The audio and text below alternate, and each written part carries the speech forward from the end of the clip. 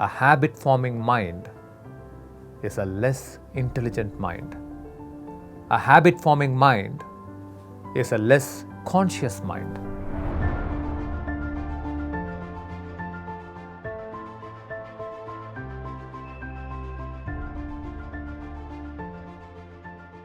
Let me first re-establish the distinction between a habit and an addiction.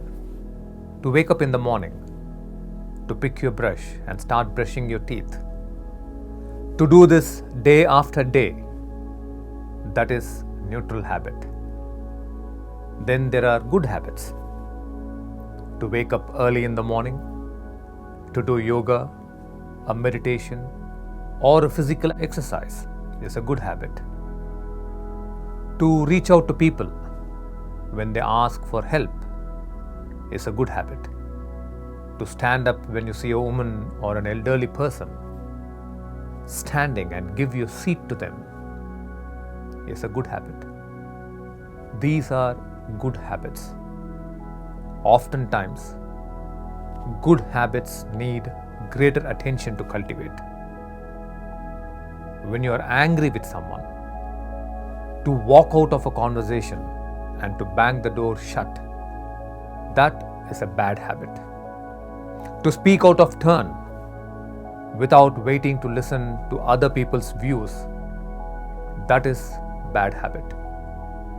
To be sedentary, to kick your shoes, throw your bag in the middle of the hallway every day after you return from school or work is a bad habit. But let us today understand how you define a habit. A habit is something that is automatic. A habit is mechanical. It does not require you to bring conscious attention to do it. These are mechanical. Are you observing the nature? The human brain, in its evolution, has got a tendency to form habits. That is why, as young people, you must be aware. You must be conscious of the negative habits you are forming and break negative habits periodically. Why should you break it? Even if it is only a simple bad habit, why should you break it?